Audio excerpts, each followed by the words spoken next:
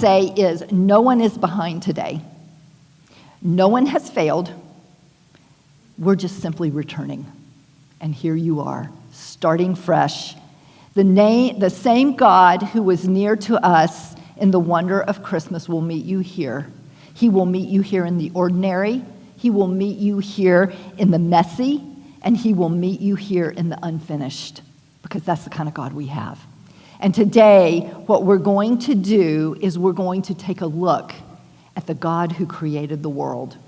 So today, as we said at the Christmas brunch, we're going to be spending the rest of the year in Genesis. So today, we're taking a look at Genesis 1 and 2. And I want to start out by, and actually no year would really be a good year if we didn't start out with a Bible Project video, right? And so I want to start with a Bible Project video.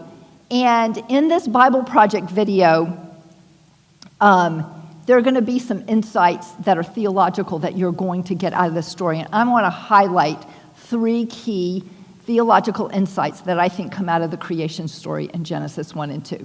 So let's watch the Bible Project, and then we will have a conversation. And by the way, go to thebibleproject.com, type in search creation, and this video will come up. You may want to see it again.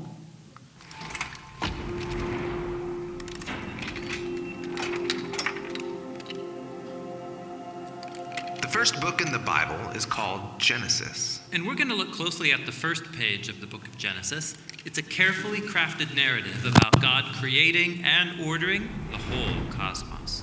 Okay, let's check it out. Now, the opening line of the whole Bible is, "In the beginning, God created the skies and the land." Now, your Bible translation might say the heavens and the earth. In biblical Hebrew, the word for heaven refers simply to the sky above. And the word for earth does not mean globe, but rather the land. The ground below us. Right. This line is summarizing what's going to happen in the following narrative, which starts in the next line. And it reads, "Now the land was wild and waste." This phrase rhymes in Hebrew. The land was tohu vavohu, which means unordered and uninhabited. This is the ancient way of talking about the pre-creation state, what we might call nothingness. For the biblical authors, non-existence means having no purpose and no order. And the next line uses another image to say the same thing.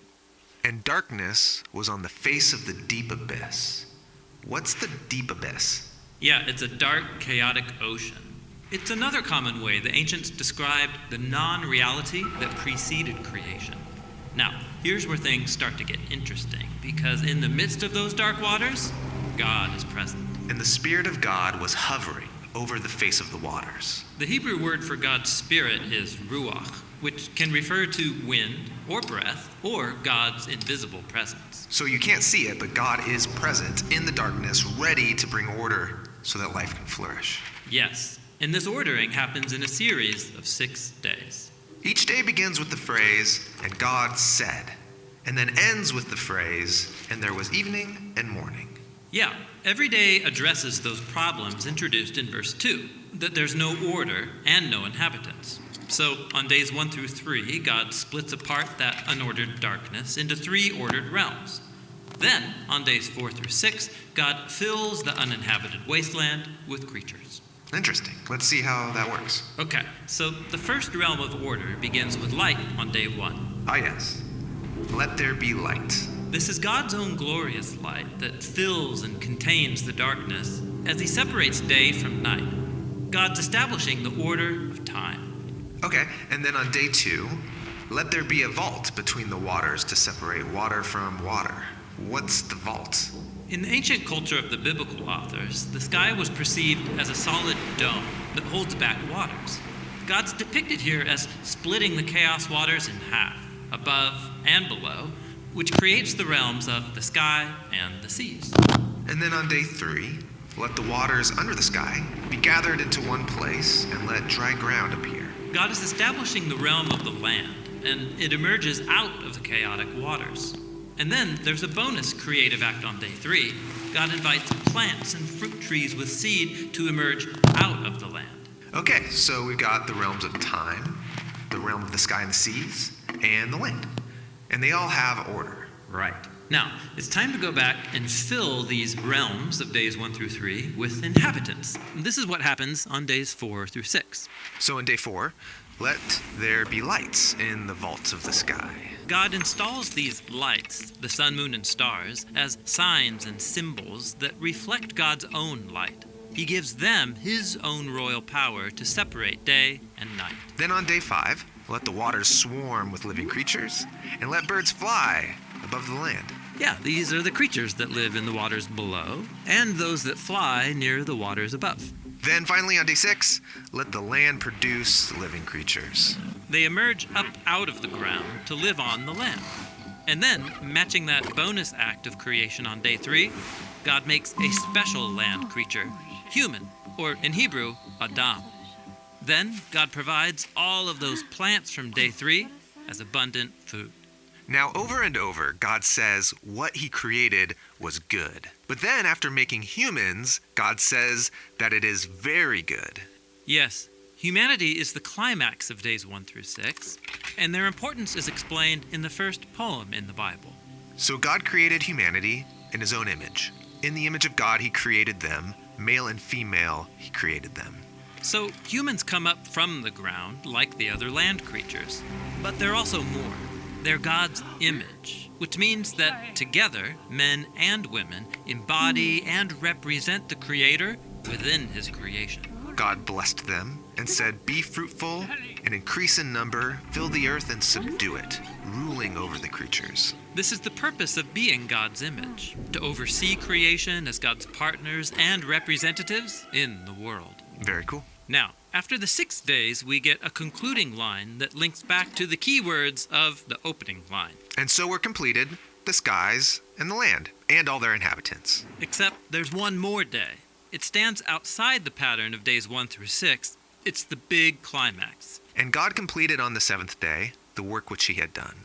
And he rested on the 7th day from all the work which he had done. And God blessed the 7th day and set it apart as holy. So God rests on the 7th day. This is a standard biblical image where God, after ordering the cosmos, comes to rest and dwell in his sacred space. It's like the whole world is a holy temple where God lives with his people. Now that phrase, "there was evening and morning," it doesn't appear on day 7. That's right. The 7th day has no end. That's because Genesis 1 is describing God's ideal vision for the whole cosmos. A place where God lives with his partners to rule the world in harmony forever. Yes, the 7th day is the goal of creation. It's actually so important that the author of Genesis 1 has woven the number 7 into every part of the story. There are 7 days of creation, 7 announcements that creation is good. There are 7 Hebrew words in the opening verse, and then 2 times 7 Hebrew words in verse 2. And then the statement about the 7th day has 3 lines of 7 words. Wow. So the first page in the Bible is doing way more than just telling us how the world was made. Right. Genesis 1 has been designed to show us that God's purpose is to share creation with his images, so they can rest and rule it with him forever. And that purpose is what the rest of the biblical drama is all about. Wow. Don't you love that? So this may be a creation story that you're not familiar with. And so today, what I want to do is talk about 3 theological insights that I think come from this story in Genesis 1 and 2.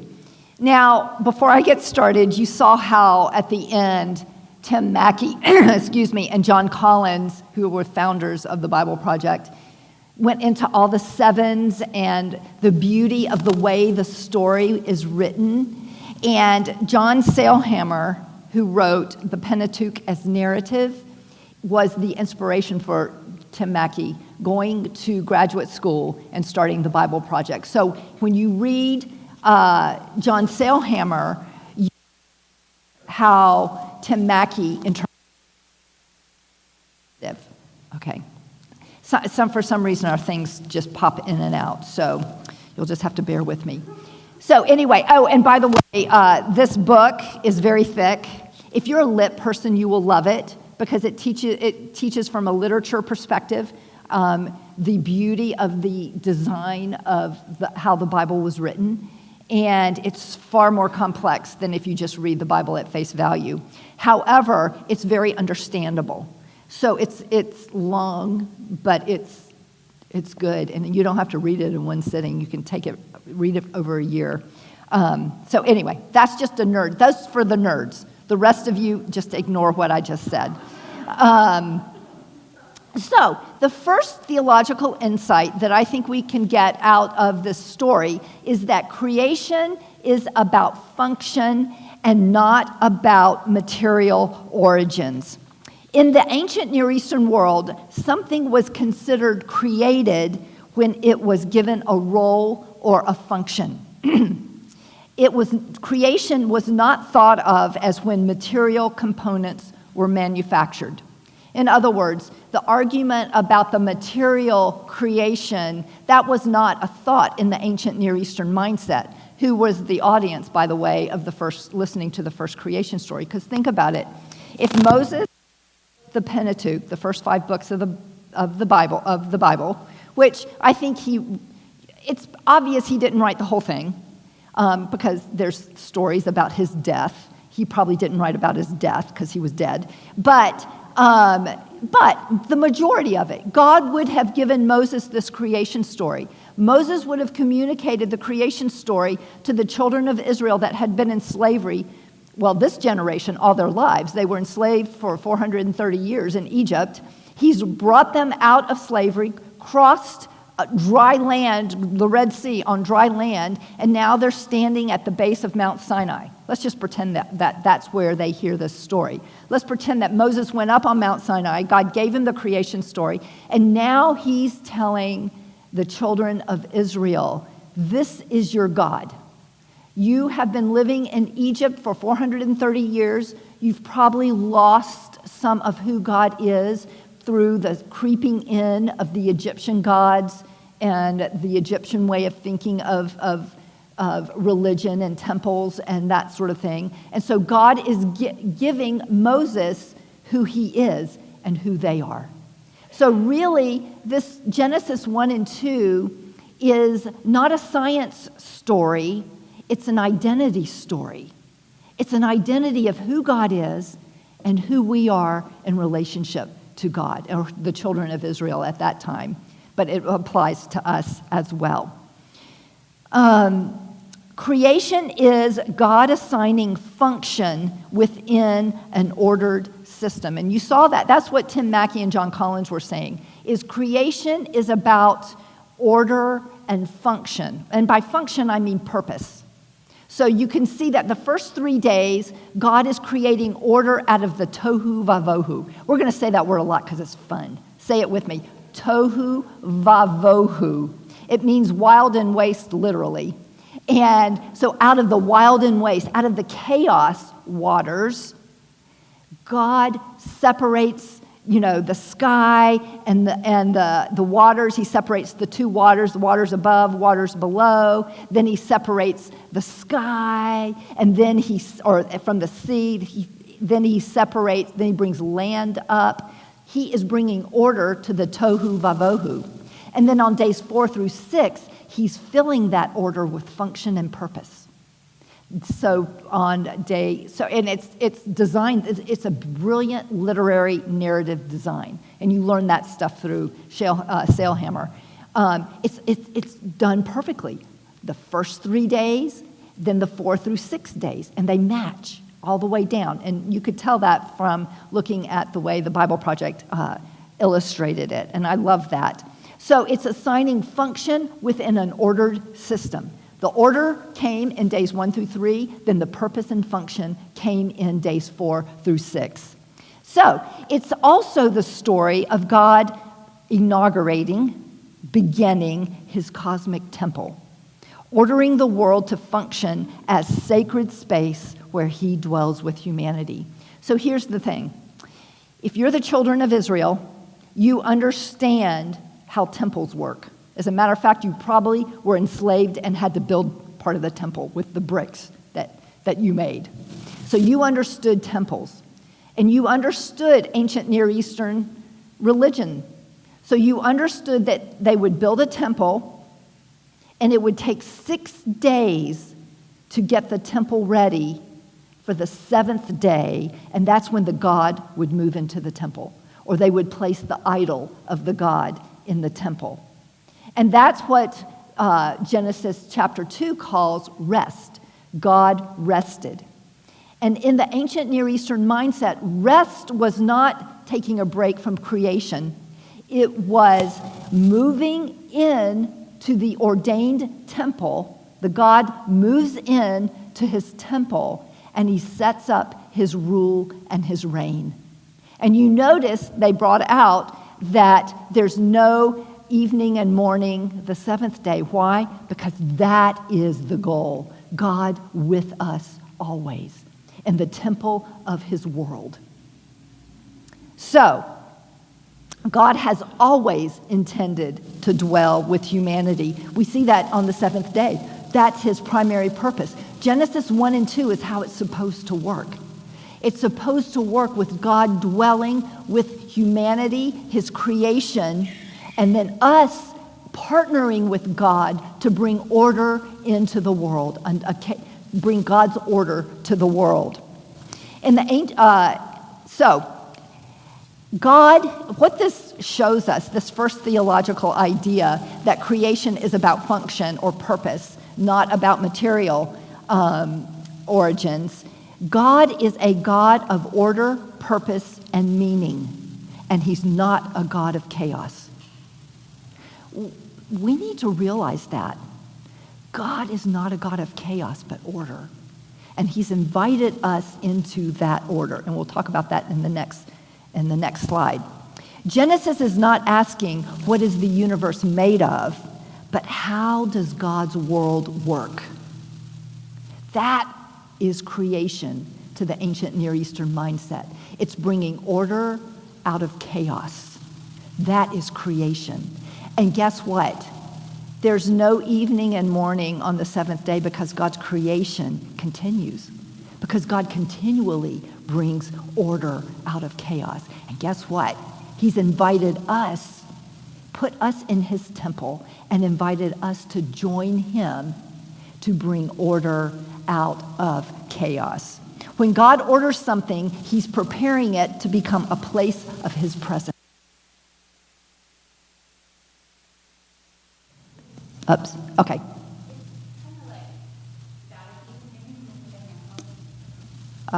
Is this too?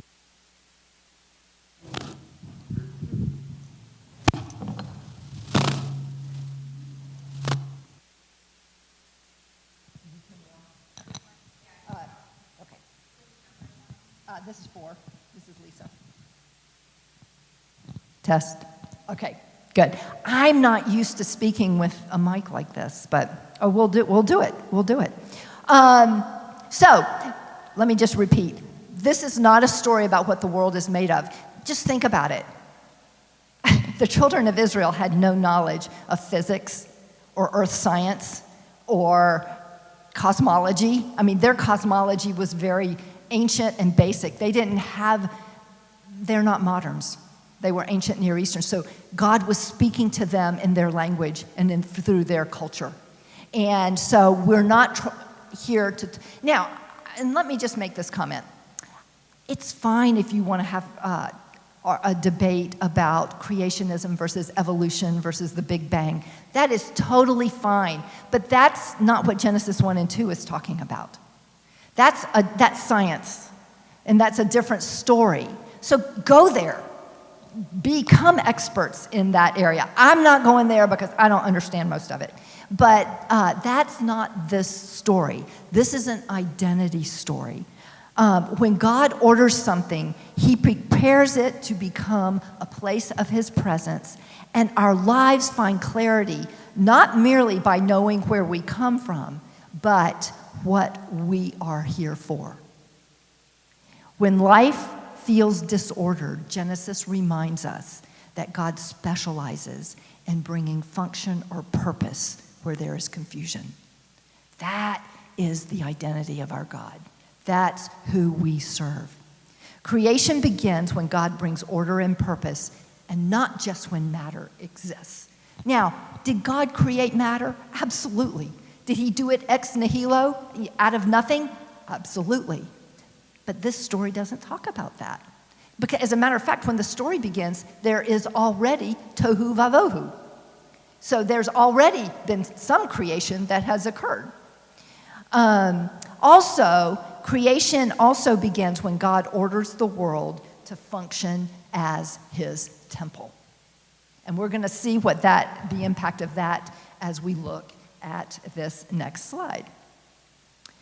Humanity is created as God's image bearers and representatives.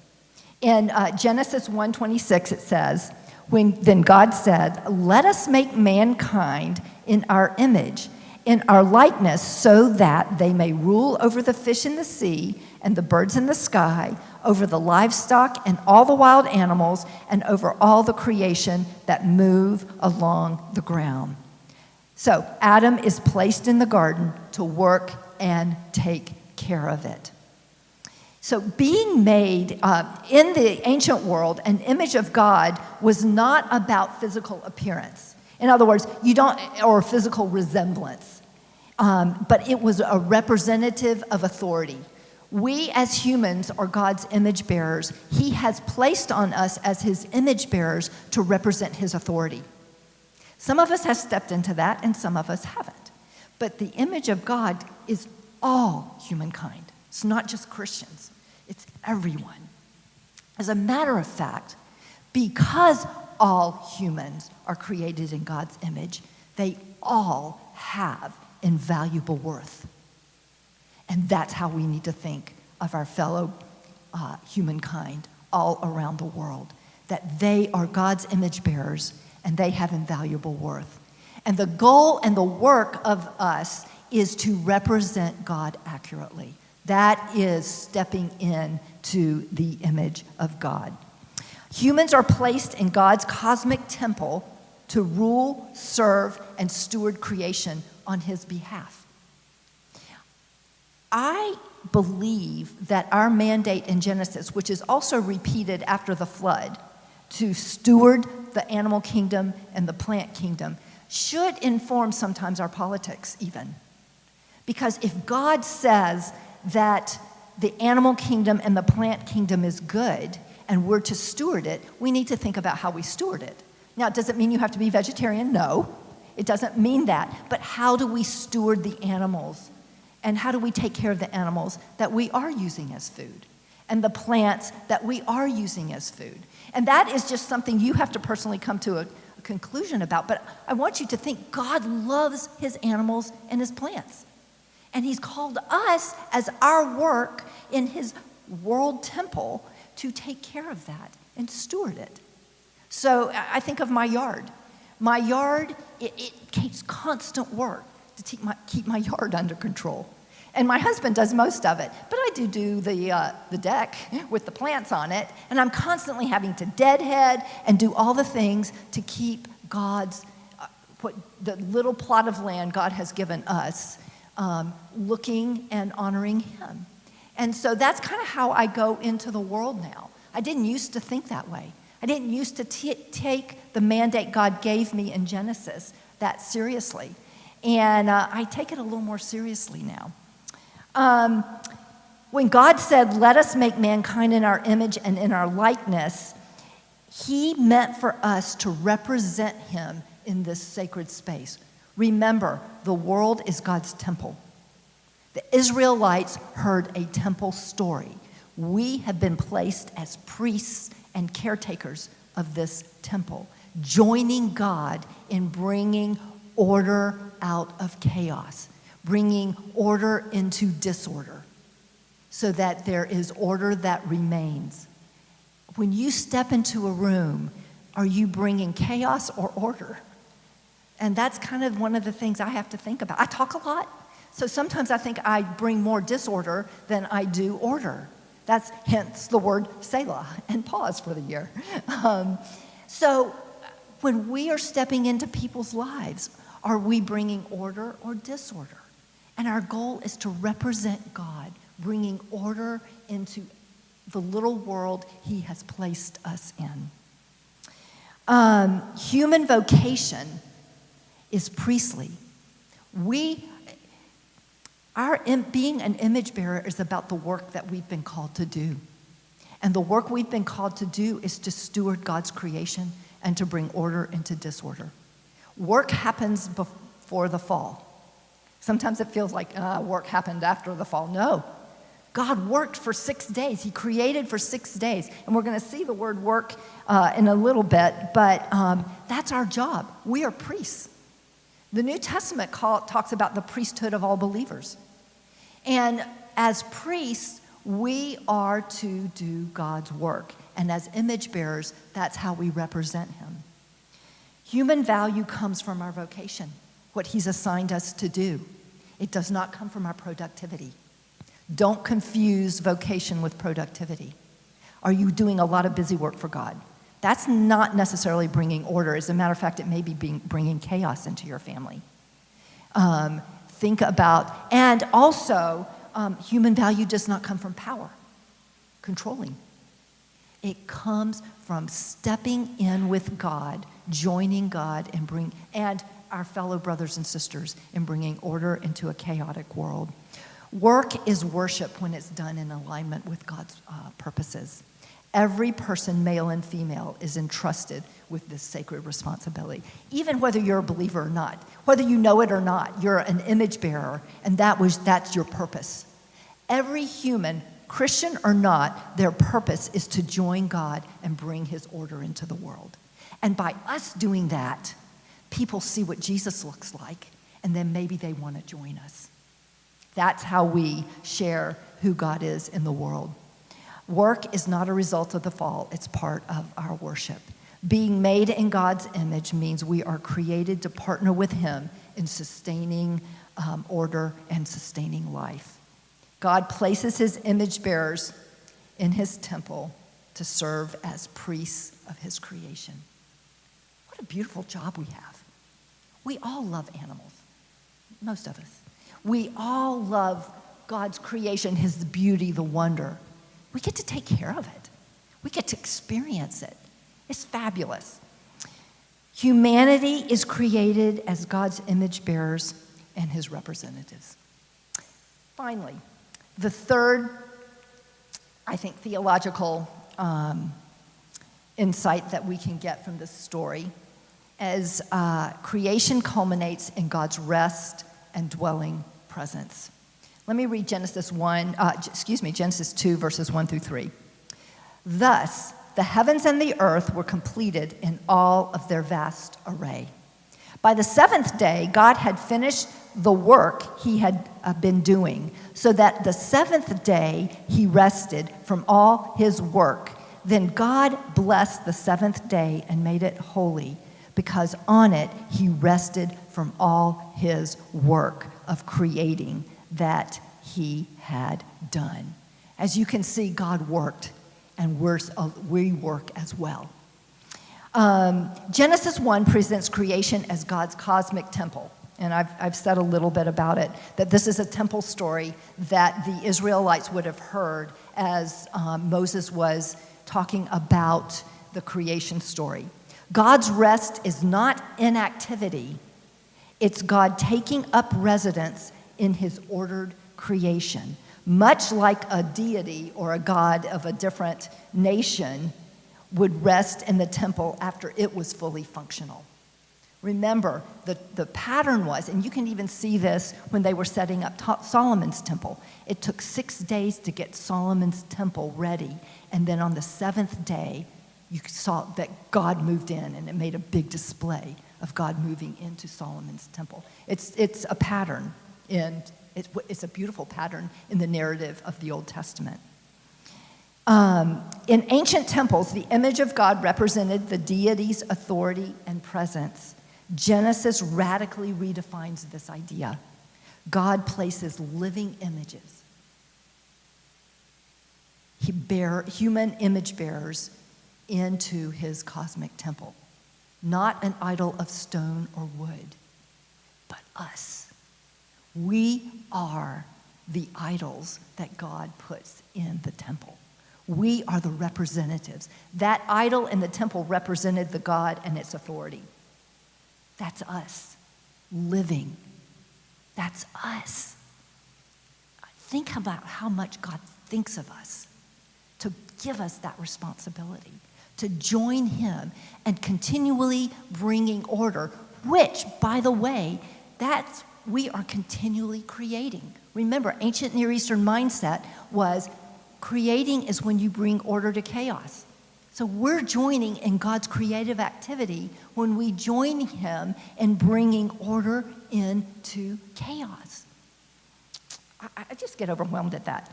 In ancient, humans are not visitors in God's temples. We are caretakers. This world is God's temple that he moved into on the seventh day, and we're the caretaker of it. Much like the priests were the caretakers of Solomon's temple or the tabernacle, we're the caretakers of God's temple. God's rest signals presence and stability and rule. We don't have to worry. God is here. The goal of creation is not human activity, but divine dwelling.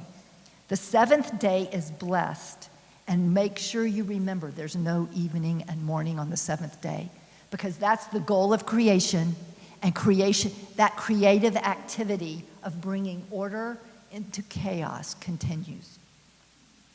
So, from the Garden of Eden, where God walked with Adam and Eve, God's presence was with Adam and Eve, to the tabernacle that Moses constructed with the children of Israel as they wandered in the wilderness, and God moved into the tabernacle, to the Solomon's temple, where on the seventh day, God moved into Solomon's temple to dwell with his people, to Jesus Christ, who came here and dwelt with his people, to the Holy Spirit, who has moved into our lives and dwells with us. God's intent has always been to move into the neighborhood and dwell with us. That was a Eugene Peterson quote. Sabbath reminds us that the world does not depend on us, it depends on God. Notice that there, at the end, that humans being created was not the last day of creation. It doesn't end with us as humans. It ends with God moving in and dwelling with us. So it should remind us that it's about God and not about us. The world does not depend on us. It depends on God. Sabbath is about trust, worship, and God's nearness, not merely stopping activity. You know, I've heard so many sermons and talks on the seventh day, Sabbath rest. But I think if we bottom lined it, what Sabbath was meant to be was a time where you just experienced God's presence. Because that's what happened on the Sabbath, seventh day of creation. God moved in and his presence dwelled among us. And that seventh day is meant for us to stop all the craziness so that we can just experience God's presence. Creation's purpose is fulfilled when God dwells with his people in ordered harmony. That's creation. Genesis 1 and 2 invites us to see the world not as an accident, but as a carefully ordered space where God reigns, humans serve, and God dwells among his creation. We're also invited to see reality a little bit differently. The world is sacred space. If Genesis 1 is a temple story, then that means the world is God's temple. We are in sacred space. If we are in the world, we're in God's temple, and that's sacred space. Humanity is God's royal priesthood to take care of that sacred space. And then God is present within the sacred space, and he's reigning. He is reigning, and it's about him. The temple story finds its fulfillment in Christ. And this is just to kind of shotgun you ahead, because the Bible Project says that the Bible is one continuous story that leads to Christ, right? That leads to Jesus. The temple story finds its fulfillment in Jesus. Jesus is the true image of God. We know that Jesus came to show us who the Father is. The New Testament repeatedly says that Jesus is the very image of who God is. He is the true image of God. So if we're trying to figure out what it looks like to be God's image bearers, then look at Jesus. Jesus is the true temple. It says that in John 2, 19 through 21. He is the temple. And through Jesus Christ, believers become living temples, according to 1 Corinthians 3:16. So here we are. We were created to live in God's order and carry his image and enjoy his presence. We have got a true mandate. And that mandate and work is to bring order into chaos. In the meantime, joining God and enjoying his presence. So as we close, I want us to do a reading where it's a responsive reading. Couldn't get the R word. The responsive reading. And I'm going to be the leader, and you're going to be the people. So I will read the leader part, and then you read the people part. But think of the words here. This is going to sum it all up for you. Can y'all see that well enough? Okay. Creator God, you inform the world as your dwelling place, bringing order out of chaos and calling it good. For making all creation sacred space. You created humanity in your image, placing us in your world to reflect your character and care for your works.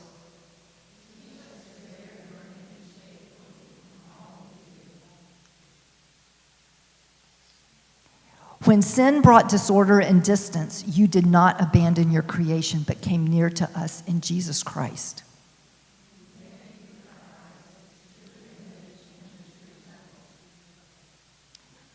Through his death and resurrection, you restored the way into your presence and made us living temples by your Spirit.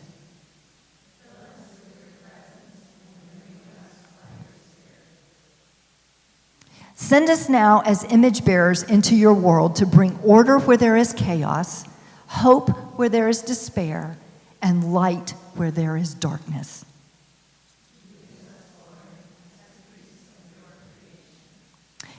As we wait for the day when you will dwell fully with your people and all things are made new,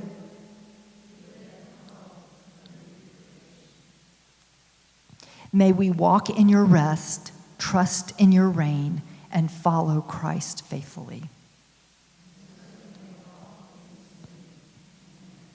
Amen. Go to your groups.